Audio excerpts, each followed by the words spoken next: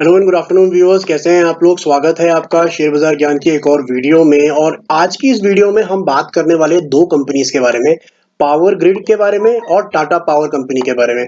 दोनों कंपनीज के बारे में हम बात करेंगे और सिर्फ प्राइस एक्शन पे बात होगी। मेरे को दोनों ही कंपनीज के अंदर में कॉन्ट्रास्टिंग व्यू दिख रहा है चार्ट्स के ऊपर में, तो वो मैं आपको आज एलाबोरेट करना चाहता हूँ। तो अगर आप लोग चैनल पे नए हैं तो चैनल को प्लीज सब्सक्राइब कर लीजिए ताकि रोज आने वाली वीडियोस आपको रेगुलरली मिलती रहे।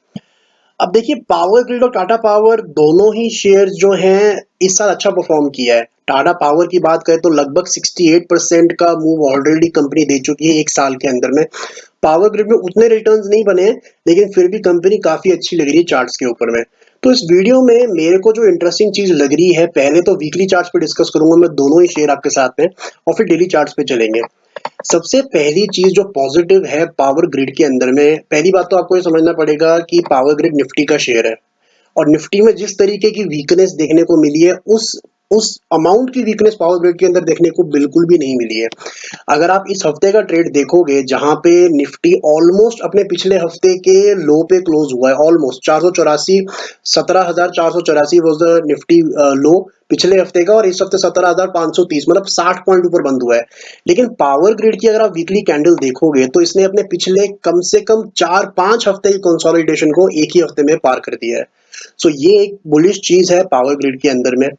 और आगे डेली चार्ट्स में भी मैं बात करूंगा इसके बारे में। साथ ही साथ में अगर हम टाटा पावर को देखेंगे तो टाटा पावर के अंदर में एक एग्जॉशन का माहौल मेरे को इसके अंदर दिखा, थकावट थोड़ी सी शेयर के अंदर में दिख रही है इतने बड़े रनअप के बाद में।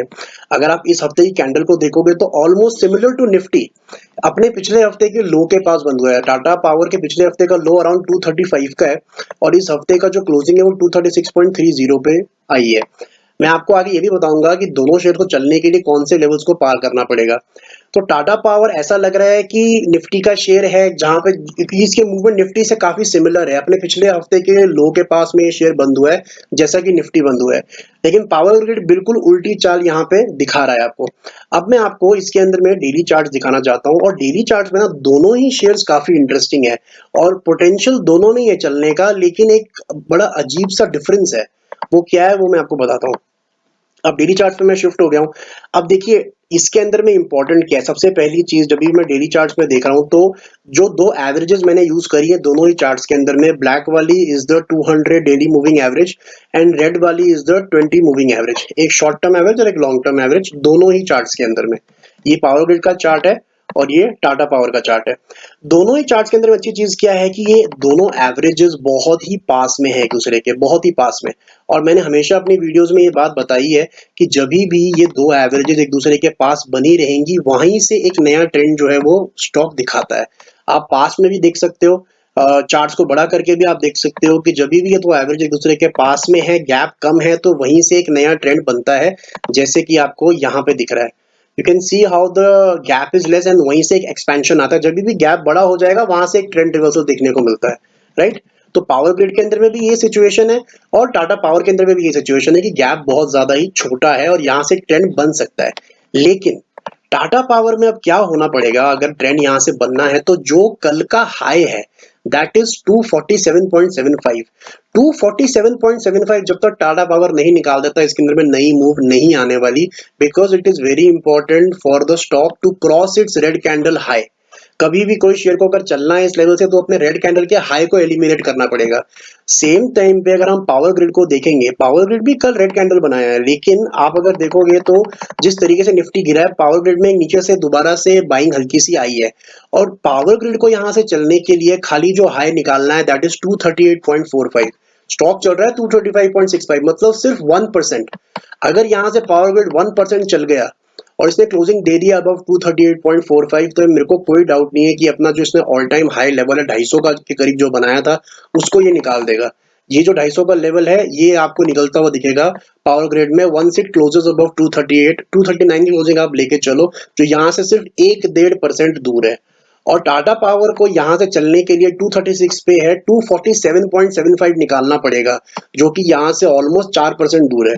तो दोनों ही शेयर्स के अंदर में कंट्रास्टिंग बिहेवियर है चार्ट्स के ऊपर में।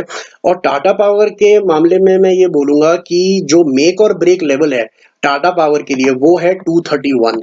231 टाटा पावर का ये 200 डेली मूविंग एवरेज है और ये मेरे हिसाब से इसका बहुत बड़ा सपोर्ट और बहुत इंपॉर्टेंट सपोर्ट अब बन जाएगा।